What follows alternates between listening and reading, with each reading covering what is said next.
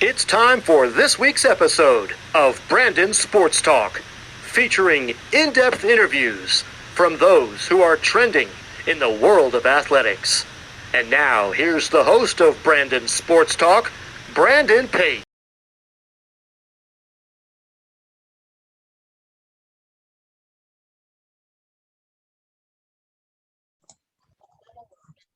Welcome back to Brandon Sports Talk. In today's episode, I have the privilege to interview the PWPHA hockey player, Brittany Howard. How are you doing today? I'm good. How are you? I'm doing good. Can you talk about how you knew that you wanted to play professional hockey? I just think that's a goal of every athlete you try and get to. Once you're done, say your junior career, your NCAA career, what's your next steps before hanging them up? I think that's definitely one of the avenues to go down. So once you get to that college, you're kind of looking like, especially in that junior, senior year, like what am I going to do after college, whether it's join the workforce, play professional hockey. So that was definitely one impact and one reason why I jumped into playing professional hockey after school. Can you talk about, of course, what your career at Roberts Morse College was like? It was amazing. I loved Robert Morris. I actually hung out with a few of the girls off the team, both women's hockey as well as women's soccer on the weekend. So my time at Robert Morris, like we were a family down there in Pittsburgh, and I would love to move back to Pittsburgh in a heartbeat. So What was it like wearing the Robert Morse hockey jersey? it was awesome. I think Robert Morris, Coach Paul Colantino, Logan Biddle, and Chelsea Walkland, they created a culture where you were a family right when you stepped through those doors. And putting on those jerseys was a privilege. Just with some of the players I had the privilege of playing with my freshman year, whether it was Thean Bronio, Rebecca Vince, Kristen Richards, who I currently play with in the PWHPA. So having those girls, I got 1 year with them, and then they obviously went on to play professional, one's a dentist, and so on. So just the history of the program. Obviously, we just got our program got cut, but definitely being a colonial, you represent not only the players you play with in the dressing room, but the players who wore the jersey before you. So it was a privilege to wear that jersey for 5 years. What were some of your accomplishments during college? I think as a team, we obviously won CHAs my junior year, which was a privilege to be a part of such a successful group, especially as you begin to have a bigger role and impact on the team, as you get more of a veteran status on that roster. So definitely that was an accomplishment that we were all so proud of. And then winning a few league championships, regular season championships against some of those teams who haven't really lost those titles. So I think Mercyhurst was on their like 10th or 12th year winning that regular season. So that was just a big accomplishment for the school in itself. What was it like, of course, competing against Mercyhurst, who seems to be your competitor and rival? Yeah, so my best friend actually, she's from St. Thomas, where I'm from and born and raised. We played like 8 years growing up together playing hockey. She went to Mercyhurst, I went to Robert Morris. So we actually only live like 10 minutes down the street from each other. So there was a rivalry in itself with that, let alone the history of the schools, which we didn't really know was such a rivalry in the CHA going into school. So I think that added and was a super neat experience being able to play against your best friends for those 4 years. So I was lucky to have that little rivalry in itself. And then looking at the programs, they're obviously two extremely successful programs in the NCAA. And so that rivalry is something that like you live 2 hours away from each other. Like during the off season, we'd always go visit, especially having my friend at that school. So vice versa, we'd always take a trek down the PA highway. And so just having that rivalry in state was super fun. They're super close. But we also had a lot of friendships back and forth on the team, being a lot of Ontario kids playing and growing up together. So it was definitely a very neat experience. Of course, what was it like coming out of college of Robert Morse and getting drafted to Buffalo Beauts, but then deciding to, of course, play in the PWHPA? Yeah, so I was actually drafted my junior year to Buffalo. So that was kind of cool. You weren't sure on your steps moving outside of the NCAA. I was still very focused on Robert Morris. I still had a year and a half left. So I think just getting your name on the board was super exciting, having that nationwide kind of exposure. And then obviously it translates to Robert Morris. Just having that school exposure is always nice to have girls drafted to either the CW at the time, but then also the NW. So it was a very cool experience. And then moving forward, I wanted to definitely live in Canada and play in the CWHL. So I moved to Toronto and packed my bags from Pittsburgh and moved to Toronto. So yeah, it was a very good experience in transition moving. Of course, even though you didn't sign with Buffalo Beauts, what was that call like to know that you got called from being a player?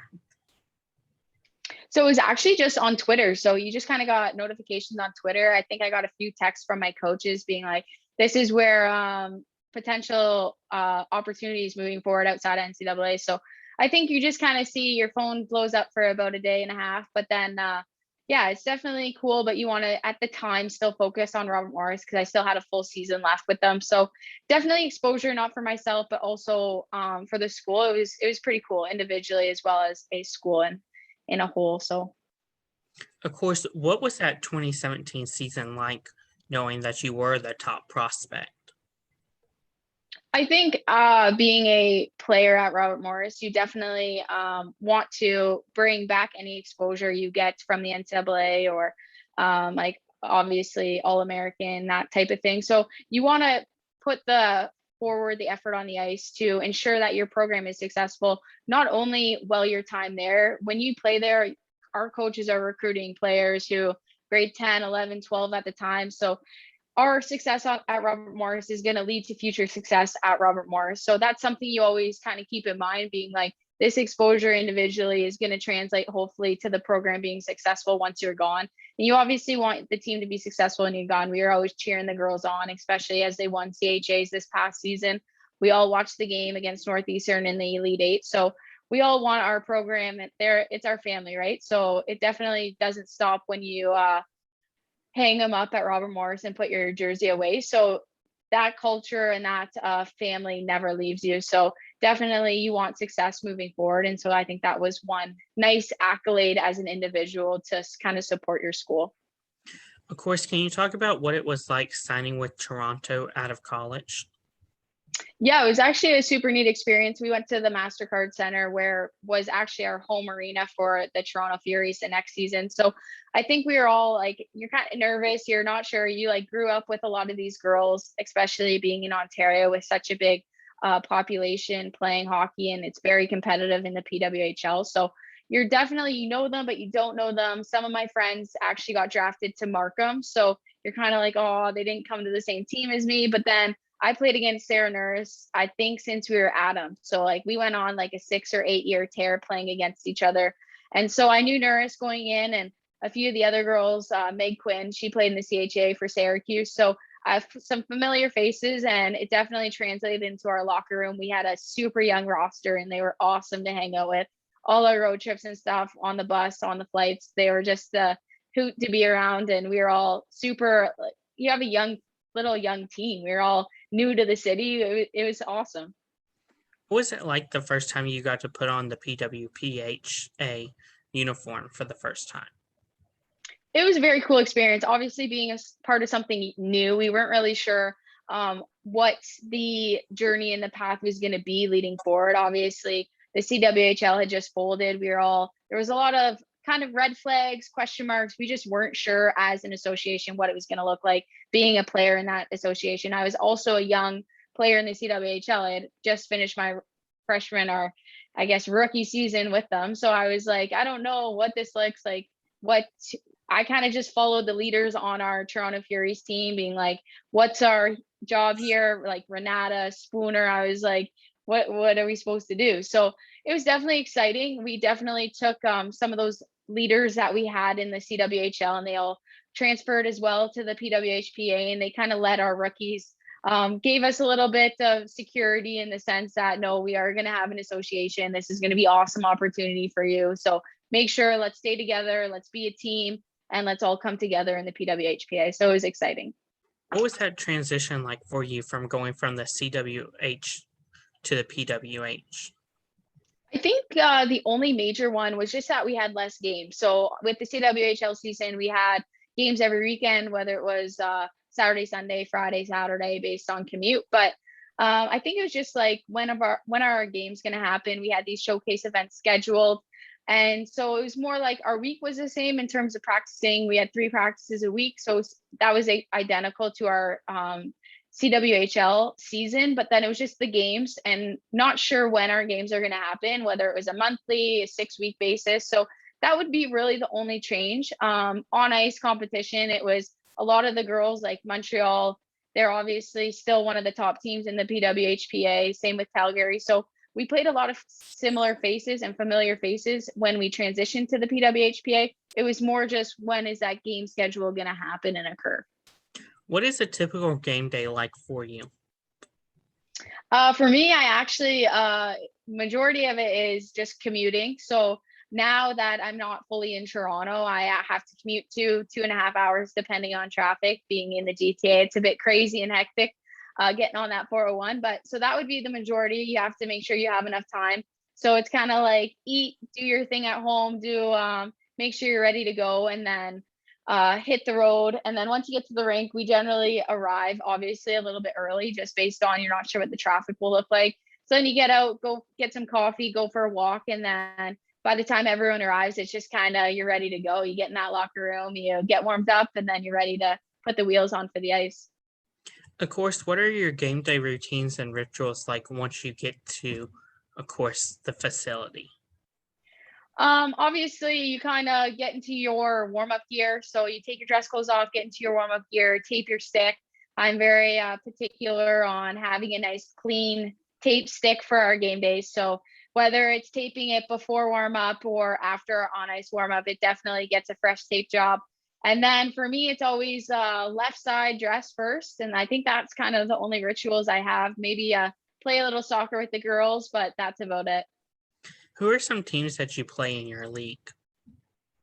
So this year, based on a COVID season, a bit hard because we have the different government policies and procedures based on COVID. So we actually went to Calgary. We were in a bubble for about 10 days, played 5 games. We had to do a 3-day quarantine, which was wild, not being able to leave your hotel room and hang out with your friends. And some of our friends that you haven't seen in a long time because of COVID. So we were extremely lucky and privileged to have the opportunity to do that this season with COVID. So we only played Montreal, and it was Toronto, Montreal, as well as Calgary, based on the US teams not being able to cross the border at the time.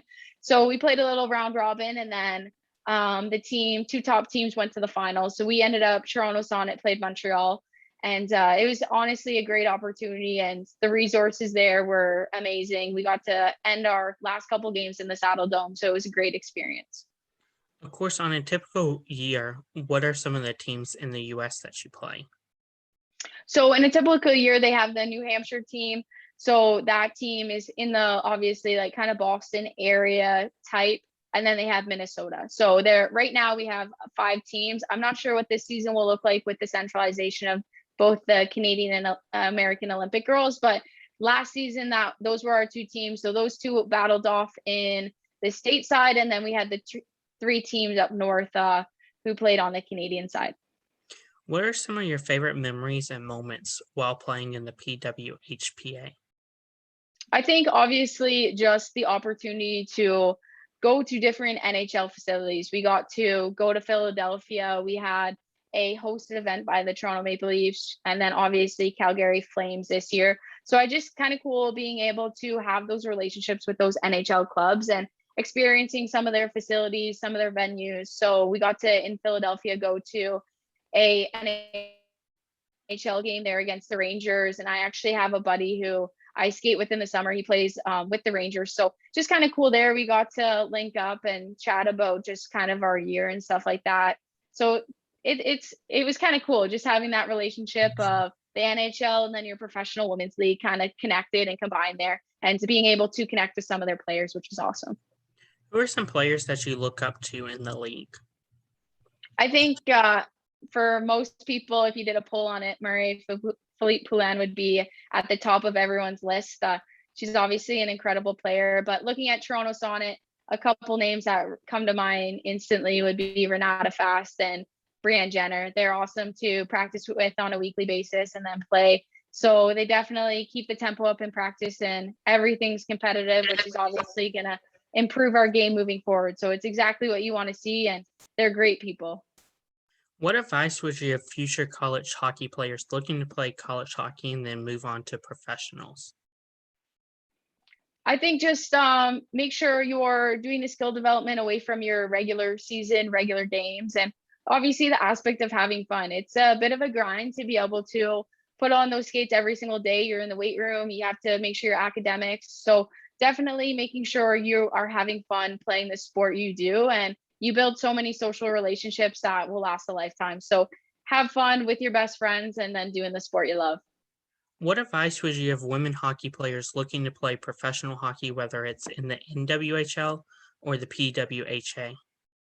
I think it's the whole aspect, like I just said, just having fun. Like you get to play a game. It's a game. Your work is a game, and you're with your best friends doing it. So I think just make sure you're always having fun, because some days, oh, you're on the line, coach is blowing the whistle, you're doing a suicide. You're like, wow, this is not what I signed up for. But at the end of the day, it is a sport. You're having fun, and if you enjoy it, then there's nothing better. Like we're so grateful to be able to play a game and support other female athletes, whether it's be role models for young girls within. I coach a couple teams and help with organizations development from my hometown, and a couple of them wear my PWHPA jersey. So when you step on the ice with them, you don't really realize your impact until you're like, that young girl's wearing my jersey and asked me to sign it. So you don't realize your impact you have on your community, and then also just women in sport in general. So it's a great opportunity, and you're playing a game that you love.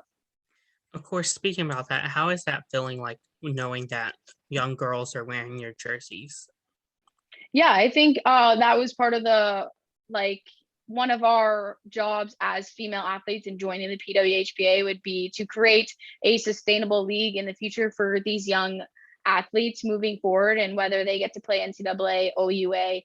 So just being able to create opportunity for these young girls, and for them to have role models to look up to, and to understand the path and the journey it takes to get to those different, obviously you're receiving a full ride scholarship and different opportunities, whether you get to wear the Team Canada jersey or not, or Team USA jersey. So just being able to be a role model for those athletes, and being able to explain some of my experiences, whether it was some of my setbacks or some of my successes. So definitely it's a great opportunity, and it's hard to really realize your impact until you step on the ice with those girls and you're chatting with them, and they're just smiling ear to ear back at you. That's wonderful. Where can my listeners find you at on social media? So I have Instagram as well as Twitter. So Instagram, both are just Britt Howard with one T, and then number 3. So Britt Howard 3, and I'm on both Instagram and Twitter. Thank you again, Brittany Howard, for your interview, and best of luck in your future with the PWHPA. Awesome. Thanks so much for having me, Brandon. You're welcome. You can find Brandon Sports Talk on Facebook at Brandon Sports Talk, Instagram at Brandon Sports Talk, Twitter at Talk_Brandon, and you can find me on YouTube at Brandon Sports Talk. Don't forget to like, comment, and subscribe. Thank you again, Brittany Howard, for your interview, and best of luck in your future. Thank you. You've been watching Brandon Sports Talk.